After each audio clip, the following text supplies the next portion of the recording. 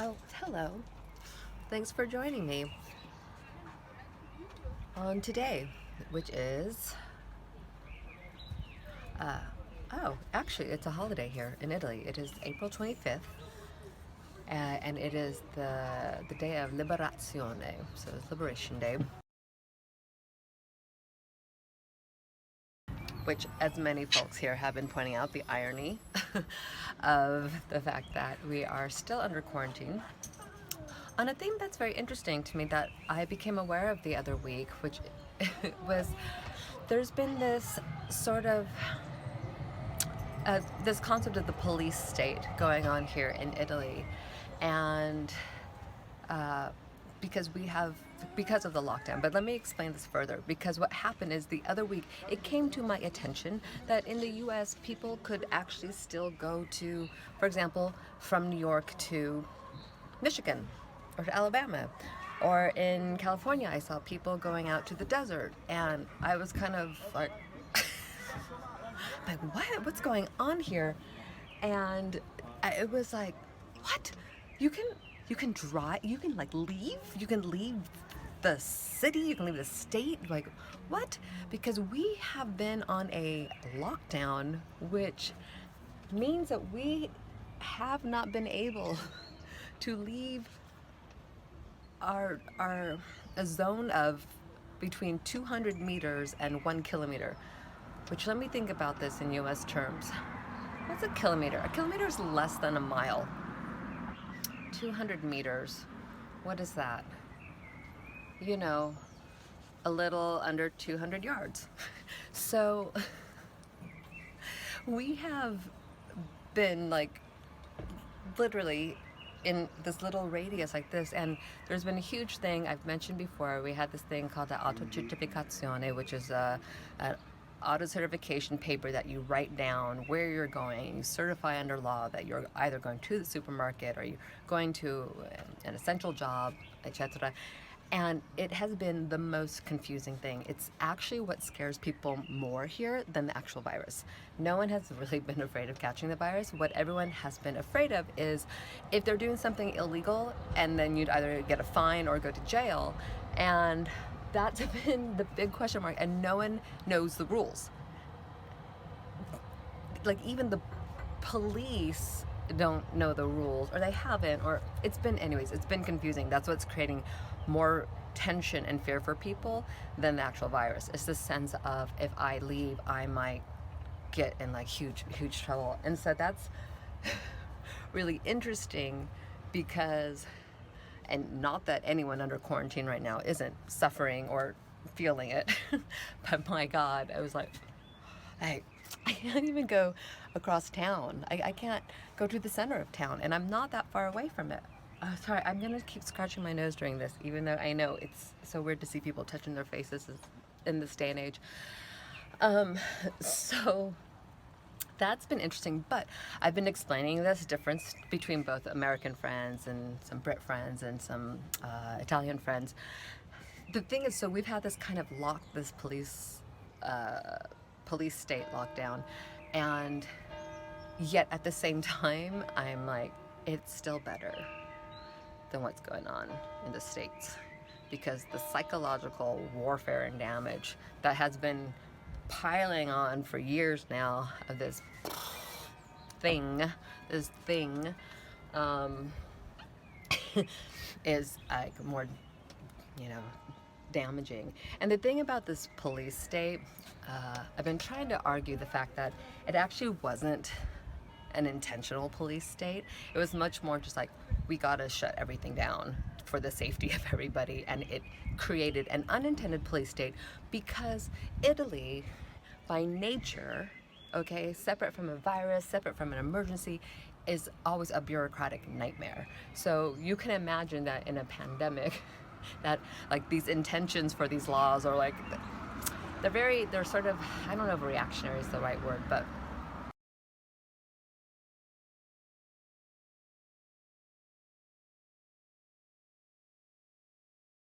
in my heart of hearts, I feel that the intention, at least intentions, have been good. It's been for the greater good.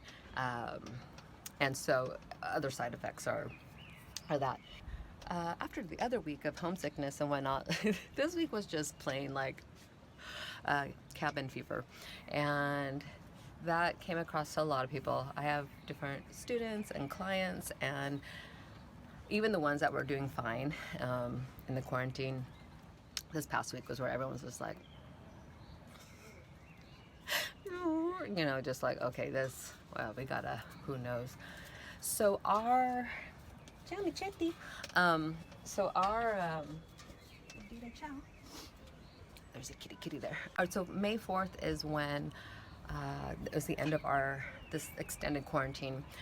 And the news came in yesterday about what's supposed to theoretically be open and allowed. And I'm actually fairly excited. I was not expecting much. I really thought we were going to be under just keeping the same circumstances. I thought they would open up a couple of businesses, but more like factories. But indeed, what I read yesterday was that the main things that are going to be interesting to you, because the rest isn't that interesting, is that we are going to be able to move around the city and in essentially what is our region. So like, I think everyone now knows Lombardia is a region, and Piemonte, where I live, is a region. And so not only will I be able to move around the city, I will be able to move around the region, which originally when the lockdown happened, I thought we were allowed to move around the region. And as I explained, that was not the case. It's also interesting is they're not going to force us to wear masks. In Germany, which reopened this past week, or started its, what we call the second phase, they are requiring masks for everyone, but we here are not required. So that's interesting. I have lots of different thoughts on that one, but it's interesting.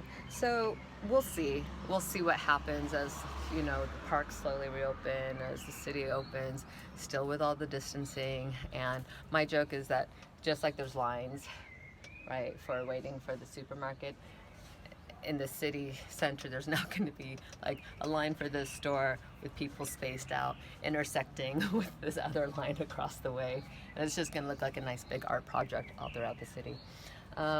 Another part of me, I will admit, is a little, I don't know if the word is sad, but the introverts will understand me on this one. The part of me that enjoys the lockdown. I like the quietness, not just of the city, but of like the stillness of people.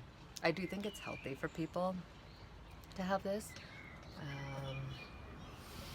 It would have been really extra interesting if people didn't have things like cell phones, but maybe had a really good meditation teacher.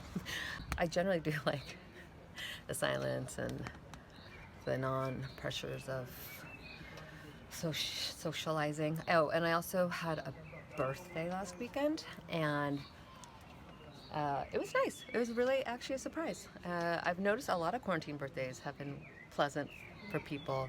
I think there's that same thing that like there's just no pressure to do anything, and then it turns into something sort of sweeter, because I actually had these people who, like a group video call from the States, and then another friend like stayed up extra late in LA so she could call me when I woke up for my birthday. And yeah, so that was really, really nice. And I will make this comment, it was the week before that was Easter, and we indeed at my place did have a very small little, it's called Pasqua here, Pasqua lunch, which was really, turned out to be a dinner. But it followed suit with how there were 5 of us, and so there was me and my flatmate. Obviously we've been quarantining with each other. There's my best pal, who I've also been going to his place, so that's 3 of us had been quarantining for well over a month. And then 2 friends who were a couple who we actually at one time or another people kind of saw each other, but it was the first time that all 5 of us got together in the same place. And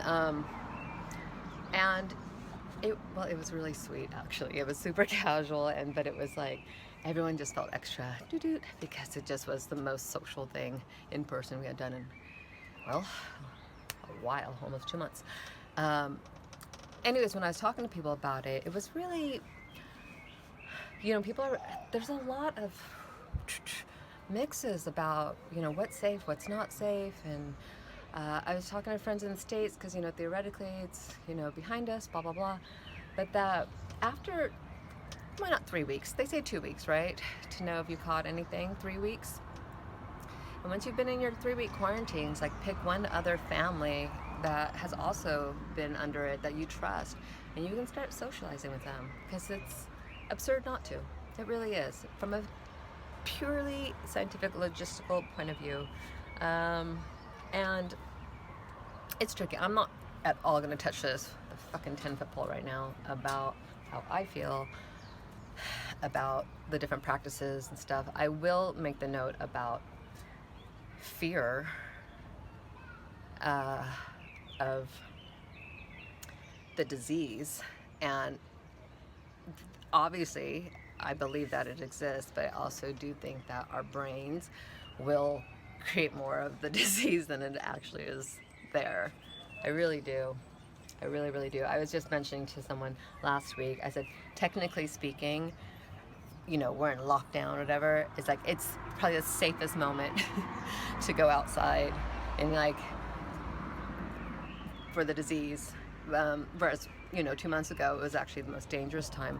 But it's really psychological. Like, even I remember when the lockdown happened, that all of a sudden the next day, even though it was just a decree, like someone just decreed, okay, lockdown, that everyone was sort of like, oh my God, it's everywhere, it's in the air, we're gonna catch it. As though like a channel had been switched and all of a sudden the disease was there. And it's like, and it's such a psychological game, and we are all prone to it. And it's not just with disease, that's just the way the brain works. And so it's really important to find the balance between the two. It's really important to find that balance. It's like, don't just let the emotional fear brain take over with everything and the decisions and how you're seeing things, but you really just do your best to be fake it for a moment and just be like, okay, everything's fine. What if this was just a regular, whatever, like a cold, or find the balance.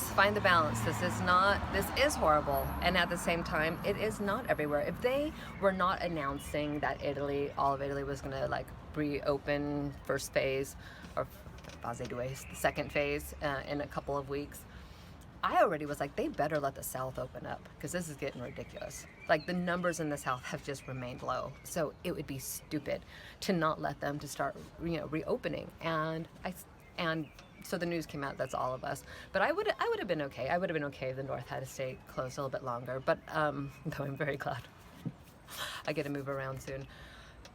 Soon. What is that? Like 9-10 more days from now. The mosquitoes came back this past week or two, which is no bueno per me. That's a mosquito bite. You're gonna see a lot of these. And I just go to really? Fuck. Isn't it enough I'm in quarantine and now I'm getting attacked by mosquitoes? Really? Which did remind me that sometimes I actually, as much as I love nature, actually nature does not like me so much. I never have had allergies my whole life until I moved to Italy. So springtime, as it has also been kind of allergenic for me. So it's the worst time to be sneezing in the middle of this pandemic. But I've mainly been home. And also mosquitoes. And I am sure there are a lot of you out there and I'm like, yes, we're in this together. Those fuckers. I remember being in Croatia some years ago as my friend. Woke up next day, I counted the bites. It was 62 bites, and he had 10. 62, 10. So yeah, the people who know this understand this. And not to make light of anything, but I'm a pretty sturdy person. I think I can live through a lot of things, maybe a fair number of diseases and famines and maybe climate stuff. I'm fairly sturdy, but I don't know if there ever is a disease there are diseases that are spread through mosquitoes, but if that becomes a massive pandemic, I will say it was very nice to know you, because I would be so dead. Literally, I don't mean that sounds so horrible right now, but it's true. And we all have our Achilles heels, so that's one of mine. So yeah, if you really dislike me, just stick me near a swamp, and you can show your feelings towards me that way.